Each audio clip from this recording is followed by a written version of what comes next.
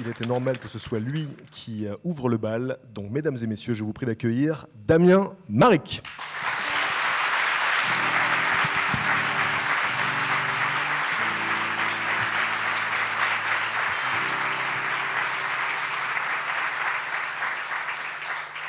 Bonsoir. La première fois que j'ai lu un livre de Stephen King, j'avais 12 ans. C'était un recueil de nouvelles qui s'appelle Danse macabre. Et à l'intérieur de ce recueil, il y avait une histoire qui me plaisait particulièrement parce que je la trouvais extrêmement touchante. Et je me suis promis d'en faire quelque chose, d'en faire une adaptation. Et là, le monde des adultes a fait l'inverse de ce que j'attendais, c'est-à-dire ils ont tout fait pour me dire « ça va être trop cher, c'est $1 million, tu es trop loin, tu n'es pas américain, tu n'y arriveras pas ». Et donc, j'ai cru à moitié ce que disaient les adultes et j'ai laissé ça dans le coin de ma tête, mais je voulais avancer sur cette voie et faire confiance à la vie. À ce moment-là, le mercredi après-midi, je jouais au foot avec les camarades et j'étais celui qu'on choisit en dernier dans les équipes. Vous savez, on prend l'un, on prend l'autre. Moi, j'étais celui qu'on choisissait en dernier parce que je ratais tout le temps la balle.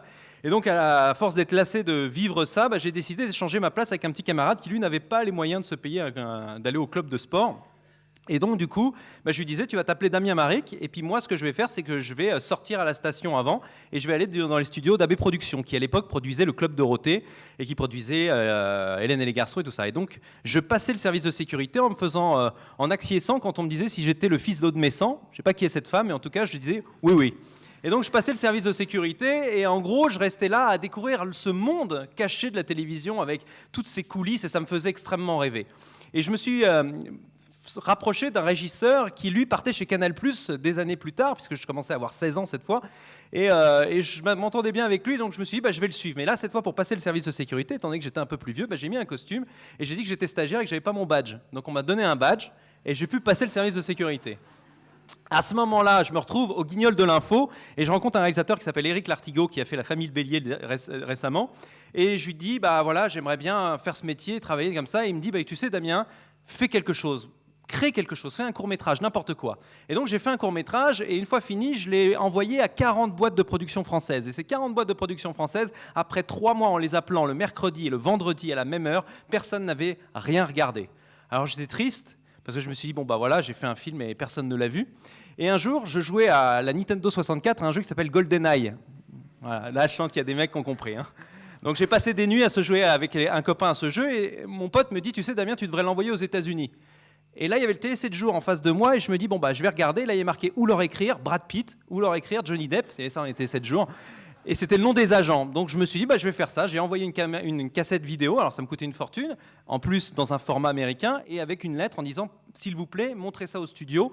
Et puis, on verra ce qui se passe. Et quelques mois plus tard, je reçois des lettres types de Paramount, de Disney qui me disent très bien, merci, on a vu votre film, mais on n'embauche pas. Et voilà. Sauf qu'il y a une lettre qui était différente des autres, c'est celle de 20th Century Fox qui, en bas, écrit à la main, disait « Si jamais vous passez dans le coin, n'hésitez pas à venir nous voir ». 3 semaines après, toutes mes économies, je travaillais au bistrot romain, toutes mes économies sont passées dans l'achat d'un billet d'avion, aller-retour, et surtout un petit appartement que j'ai pris à Torrance. J'arrive à la 20th Century Fox avec la lettre en main et je dis j'ai rendez-vous avec madame Becky White. Je passe le service de sécurité, je me retrouve face à cette femme qui était aux ressources humaines et je lui dis je suis prêt, je réalise quoi? Donc la nana me regarde en me disant mais tu es qui, tout ça. Je lui montre la lettre, elle me dit mais tu es là en vacances? Et je lui dis non, pas du tout, je suis là pour travailler, je suis prêt à réaliser, je sais pas, un Simpson, ce que vous voulez. Et le problème, c'est que mon discours commence à s'atténuer parce qu'il faut savoir que mon anglais se limitait à Game Over, Player 1, Player 2. Et la chance a fait qu'il y avait un mec qui travaillait avec elle, qui apprenait le français dans une association. Et du coup, il a commencé à faire toute la traduction. Et elle se disait, mais tu sais que même si on voulait te prendre en stagiaire, on devrait te ramener. Il faudrait que tu retournes en France à l'ambassade pour avoir un visa.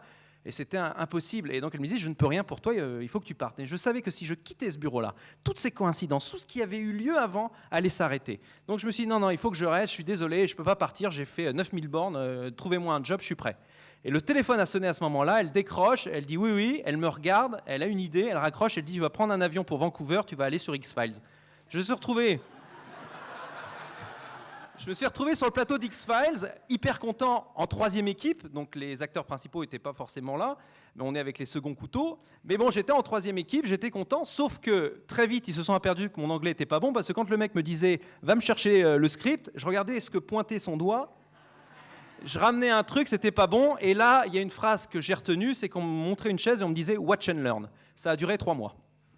Donc 3 mois de watch and learn, ça m'a un petit peu fatigué parce que j'avais vraiment envie d'aider, j'avais vraiment envie de mettre ma patte. Et donc je suis retourné lors d'un vol à Los Angeles pour ramener des cassettes, je suis retourné voir Becky White et je lui ai dit « donnez-moi quelque chose à réaliser ». Elle m'a dit « écoute, c'est pas possible ». Et à ce moment-là, je lui ai dit « voilà ma démission ». Un stagiaire qui démissionne, c'était tout nouveau. Je quitte les studios de la Fox et à ce moment-là, j'entends « Damien ? Mais qu'est-ce que tu fais là ?» Et là, c'était un copain qui était au collège avec moi, avec qui je passais mon brevet à l'époque des collèges. Alors je lui explique l'histoire, je lui dis écoute, j'étais chez la Fox, je viens de démissionner, je suis emmerdé. Et il me dit Damien, écoute, j'ai un copain qui installe des réseaux informatiques chez Warner, Universal, on peut peut-être te trouver un truc. Je rencontre Marc, il me fait rentrer chez Warner et là on me met dans la mailing room. La mailing room, représentez-vous une pièce avec plein de petits boîtiers où on met le courrier à l'intérieur. Et vous pensez que ça se termine, mais en fait dès que vous avez terminé, il y a encore une montagne de courriers qui arrive et toute la journée vous ne faites que ça, vous ne pensez pas. Ce qui fait que certaines personnes ne tiennent à peine 2 jours, 3 jours parce qu'à un moment donné, à force de ne pas penser, de faire le même mouvement et que ça ne s'arrête jamais, vous devenez fou. Je savais que si j'arrêtais là, ça allait être l'enfer. Donc du coup, je tenais bon. Et au bout de quelques mois, il y a un mec qui m'a dit viens, tu vas être l'assistant d'une productrice. J'étais hyper ravi, sauf que cette productrice était extrêmement dure, folle peut-être, et elle m'a fait vivre l'enfer. Je ne sais pas si vous avez vu le film Swing with Shark avec Kevin Spacey, j'ai vécu la même chose. Elle m'appelait à 3h du matin pour aller chercher des documents au bureau, elle me faisait revenir le week-end, elle m'humiliait devant tout le monde, c'était extrêmement dur. Mais dans la tête, je me disais tiens bon, parce que tout ça n'arrive pas pour rien. Et donc, je tenais bon. Et un jour, elle avait rendez-vous avec il y a une grande salle de réunion. Il y avait une grande réunion parce qu'il y avait un show qui se pétait la gueule. Et donc, elle me disait, tu ne me passes aucun appel. Sauf que, bien évidemment, le premier appel, c'est un mec qui me dit, Damien, il faut que tu me la passes tout de suite. Il faut que je lui parle. Je savais que si je lui passais, je me faisais engueuler. Si je ne passais pas, je me faisais engueuler. Donc je me suis dit, je vais y aller. Je suis allé en salle de réunion et là, j'entrebâille un petit peu la porte et je vois le directeur de chez la Warner qui dit, c'est pas possible, ce show, je le casse la gueule. On a fait de la pub, on a fait tout du télémarketing, tout ça ne marche pas. Et là, je ne sais pas ce qui me prend. Je rentre dans le bureau, je dis, j'ai une idée. On n'a qu'à mettre sur des morceaux de papier des invitations pour les touristes qui viennent à Venice Beach. On leur donne et vous allez voir le show, il y aura plein de monde qui vont venir, ça va être génial. Le mec me regarde, je sens les couteaux tirés de la nana derrière moi. Et le mec me regarde et dit, ça va me coûter combien cette connerie ? Et je dis, juste une ramette de papier, je vais distribuer moi-même. On fait l'opération, je vais à Venice Beach et je distribue des papiers pour les shows télé. Il se trouve que ça existe encore aujourd'hui. Quand vous allez aller à Venice Beach, vous verrez des petits papiers. Voilà, c'était ça l'histoire. Et donc du coup, le lendemain, le show est rempli que d'étrangers, que de touristes qui sont venus voir un show télé qui ne savaient même pas comment on faisait. Donc là, le mec est ravi, il me dit, Damien, super, génial, qu'est-ce que tu veux faire ? Je dis, je veux être sur les plateaux télé, je veux vraiment travailler. Donc il me dit, écoute, le show que tu as rempli qui s'appelle Veronica's Close, les dessous de Véronica, tu vas pouvoir travailler dessus. Donc j'étais un petit peu le second assistant d'un assistant. Et à ce moment-là, je me retrouve j'adorais le soir rester au coin, voir les faux, vous savez, c'est des faux décors. Bon, voilà, pas comme ici, mais vous avez le son. Et donc j'adorais ça, voir. Je me demandais si l'évier, il y avait de l'eau, vraiment. J'adorais voir les aliments qui étaient en plastoc, en fait, quand ils faisaient semblant de manger. Et j'adorais ces faux décors. Et puis, je suis resté un soir plus longtemps que prévu et j'entends une sorte de fête dans le studio d'à côté, dans le stage d'à côté. Donc, j'ouvre la porte, je rentre et en fait, je vois un décor de prison et je vois que c'est un anniversaire. Et là, l'anniversaire, il se trouve que c'est l'anniversaire de Stephen King qui est sur le plateau. Alors là, je fonce et je lui dis bonjour Stephen, c'est Damien.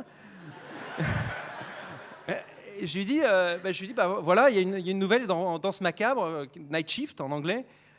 J'aimerais bien l'adapter parce que je trouve ça fort et poignant. Et là, il me regarde et il me dit, t'as un drôle d'accent. Alors je l'ai regardé, il m'a regardé, je dis, ouais, je suis français. Et là, il me dit, tu sais combien ça coûte les droits d'une nouvelle ? Je dis, je sais pas, je sors mon portefeuille et il me dit, ça coûte $1. Et tu vois la fille là-bas, Marsha De Filippo, tu vas la voir et tu lui dis que tu vas adapter cette nouvelle et tu auras les droits. Peu de temps après, j'avais un contrat, je signais les droits d'une nouvelle de Stephen King. Je prenais un avion 2 jours après pour la France, pour moi inutile de rester ici.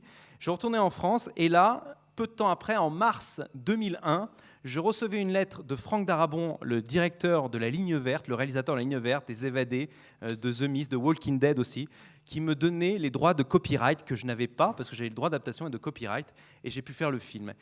Pour ceux qui ont un petit sac, vous verrez à l'intérieur une copie des droits que je vous ai glissés, une photocopie des droits que j'ai eus de Franck Darabont.